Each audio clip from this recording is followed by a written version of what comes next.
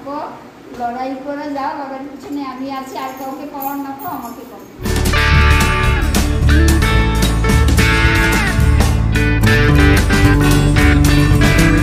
Good morning everyone, welcome back to the channel to a brand new vlog. So গলার অবস্থা as usual খারাপই আছে, তোমাদের বলেইছিলাম last কয়েকটা ভ্লগে দেখেইছো কোন ভ্লগটা যে কখন কিভাবে দিচ্ছি আমি নিজেই জানি না। গার্গেল করছি, আর গার্গেল না করলে আমার যে এতগুলো ভালোবাসার মানুষজন আছে সবাই আমাকে মারবে ধরে। সবাই খালি ফোন করে বল গার্গেল করেছিস, গার্গেল করেছো। এনিওয়েজ আজকে 1 বছর পরে মাসিমণির সাথে দেখা হবে। তো স্বপ্নিল দাদা এখন পাপার সাথে অফিসেই রয়েছে, ওরা আসছে, তারপর একসাথে বেরোবো। মাসিমণি আমাকে যে কি বকা দেবে, আমি মনে মনে ভাবছি মাসিমণিকে কান ধরে বলবো মাসিমণি সরি। মাসিমণি কবে থেকে বলেছে 1 বছর ধরে তো আসো আসো আসো। মাসিমণির গাছের আম রেখে দিয়েছিল আমার জন্য।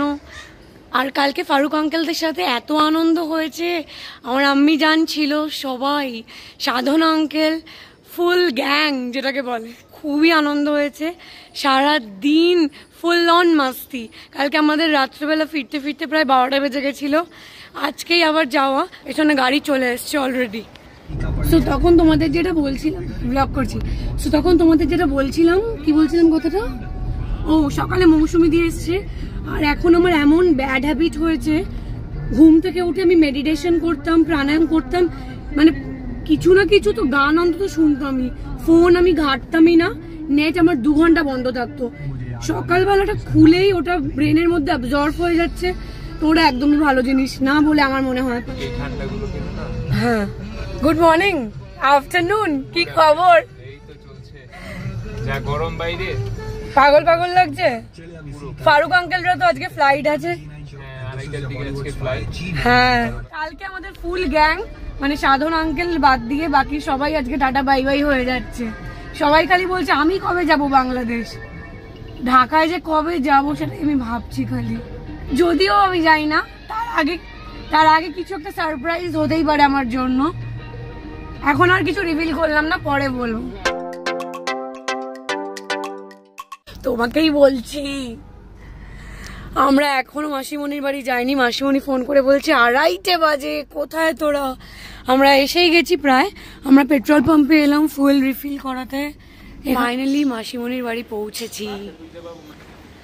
খুব সুন্দর মাসিমণির বাড়িটা, এখানে মনে আছে? হ্যাঁ স্বপ্নিল দাদা, এখানে দাঁড়িয়ে আমি ছবি তুলেছিলাম।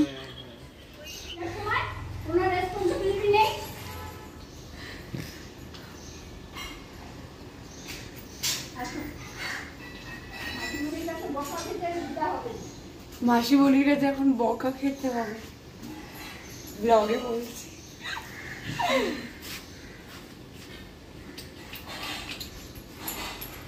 কালকে অনেক রাত্রে ফিরেছি। মাসিমণি কোনো যুক্তি টুক্তি কিছু শুনবে না, আবার এখানে বসে বকা টকা খেয়েছি। এরপরে এখন আমরা লাঞ্চ করব। আবার আগের বারের সব কথা মনে পড়ে যাচ্ছে, এটা খাবো না, এটা না, আর না, খাওয়া নিয়ে মনে আছে আমরা ফেল, আর বলো না। এটা হচ্ছে আমাদের মাসিমণির স্পেশাল শরবত। সংসার তো সবসময় করি, মেয়ের প্রশংসা মা সবসময় করবে। করো একটু, করো। সৎ পথে থাকো, ঠিকভাবে থাকো, সৎ পথে ন্যায় ন্যায় ন্যায় বিষয়ে তোমার বিচার হবে। হ্যাঁ, 100 বার ন্যায় পথে থাকলে কেউ তোমাকে আর সাময়িক ভাবে না তারা লাফালাফি করে আনন্দে, কিন্তু সেটা সফল কোনোদিনই হবে না, কোনোদিনই পাবে না, বরঞ্চ তারাই গাড্ডাই করবে। আসলে কি অরিজিনাল জিনিস কিন্তু অরিজিনাল জিনিসই থাকে, ঠিক আছে? এই কলকাতার এইটা ফেমাস মানে অন্য দেশ যদি বলে আমারই এটা ফেমাস, এটা কিন্তু হবে না, সেটা হয় কখনো যেটা। আর এমনি তো আমি বিশ্বাস করি মা দুর্গা যেমন ত্রিশূল দিয়ে অসুরকে বধ করেছিল, অশুভ শক্তির বিনাশ হবেই মাসিমণি, হবেই। আজকে তোমাকে নিয়েও এটা ব্লগে বললাম, কারণ কিন্তু অনেকের কথা আমাদের অনেক সময় শুনতে ভালো লাগে। তুমি যেমন একজন এত এক্সপিরিয়েন্স মানুষ জীবন নিয়ে, তুমি যে বললে, ধর আমি এরকম অনেকের ভিডিওতে শুনি আর কি, পজিটিভ কথাবার্তা শুনতে আমাদের ভালো লাগে না, এইরকম। সাথে 1 বছর পরে দেখা। তোমাদের কাঁঠালটা দেখি, এই যে মাসিমণির গাছের কাঁঠাল, কাঁঠালগুলো দারুণ লাগছে, সেই ওপর থেকে কাঁঠাল। তুলসী মঞ্চর কি হলো?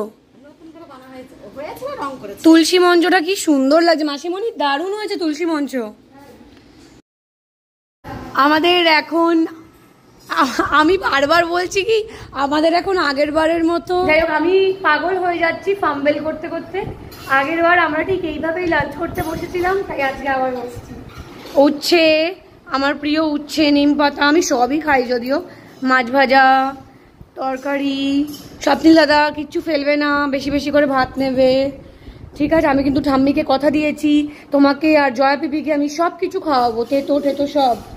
এরা ভাই বোন দুজনেই তেতো টেতো কিচ্ছু খায় না, ফল টল খায়। স্বপ্নিল দাদা কেমন খাচ্ছ মাসিমণির হাতের রান্না বলো? As usual amazing. নিম পাতা করলা ভাজা, এগুলো তো ফেভারিট। তারপরে এখানে রয়েছে চিকেন, কোফতা, এই আলু ভাজা আমার ফেভারিট, মাছ, টক ডাল। আমরা এখন কি নিয়ে আলোচনা করছি গো? যিশু দাদার বিয়ে নিয়ে। এক্স্যাক্টলি, আমাদের এখন ডিসকাশন হচ্ছে যিশু দাদার বিয়েতে কি হয়েছিল। ভালোই লাগলো তোমার এই কথাটা শুনে, আমার হাসি লেগে। গেট কে কে ধরেছিলে? হ্যাঁ,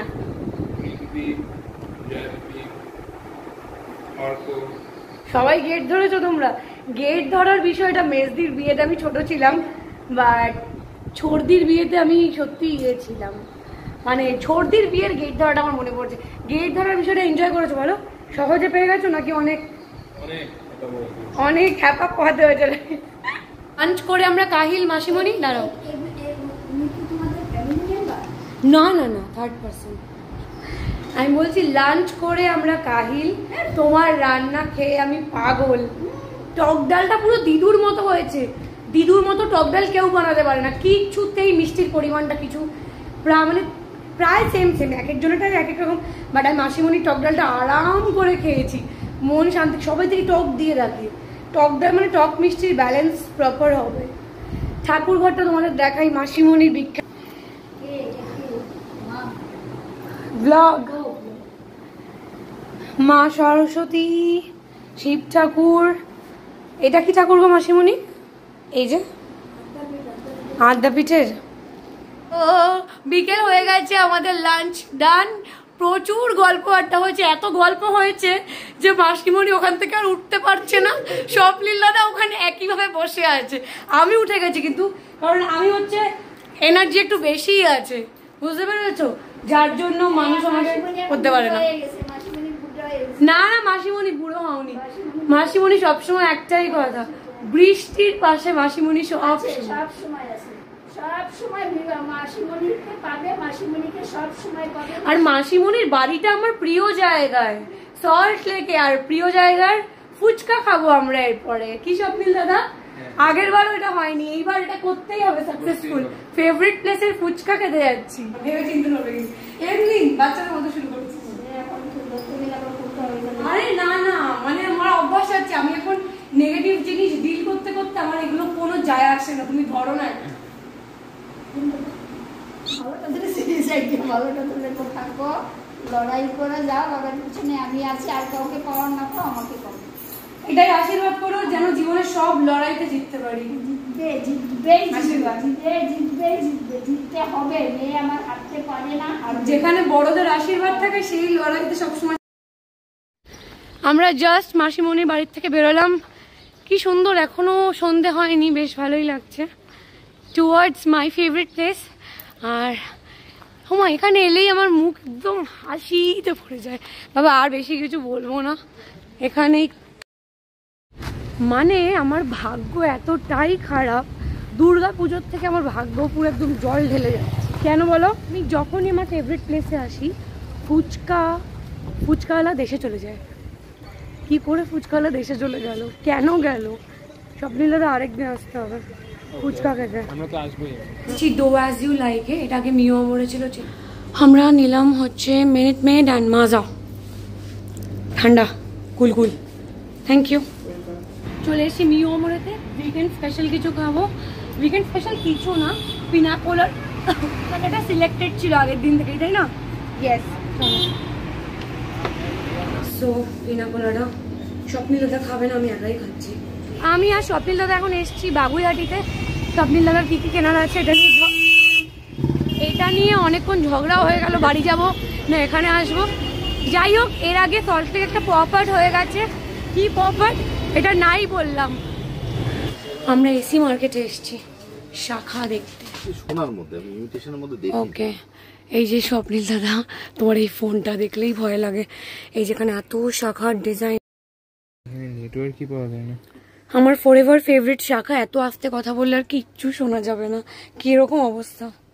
আমি এখানে এইগুলো দেখছিলাম। নাইস। এসছি একটা শপে, আমি দেখছি নাইট স্যুট। অনেক দিন ধরে নাইট স্যুট খুঁজেই যাচ্ছি। কালকে নিউ মার্কেটে দেখেছিলাম, বাট কালকে এত কিছুর মধ্যে আর টাইম পাইনি, আজকে দেখছি। Thank you. What happen? এত চিন্তায় কেন? পাওনি নেটওয়ার্ক? শপিং ডান, যেটা চেয়েছিলাম পেয়ে গেছি। আমরা এসেছি পেট শপে, স্বপ্নিল দাদার টবির জন্য কিছু একটা নেবে, তাই জন্য খুবই এক্সাইটেড। স্বপ্নিল দাদা আমাকে টানতে টানতে এই অবধি নিয়ে চলে এসছে। আমি লিটারালি আজকে আর হাঁটার শক্তি নেই আমার, এত টায়ার্ড কালকের থেকে।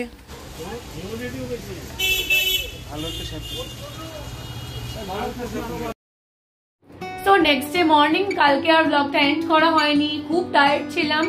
কালকে ওই ডগ স্টোর থেকে ডিরেক্ট বাড়ি চলে এসেছি, তারপর খেয়ে দিয়ে চিট করা, আর এনার্জি ছিল না। আজকের ব্লগটা এখানেই শেষ করছি। যদি কিছু ভালো লেগে থাকে please to like, comment, share and subscribe. দেখা হচ্ছে আবার অন্য একটা ব্লগ নিয়ে। Till then stay happy, stay kind and stay positive. Bye by.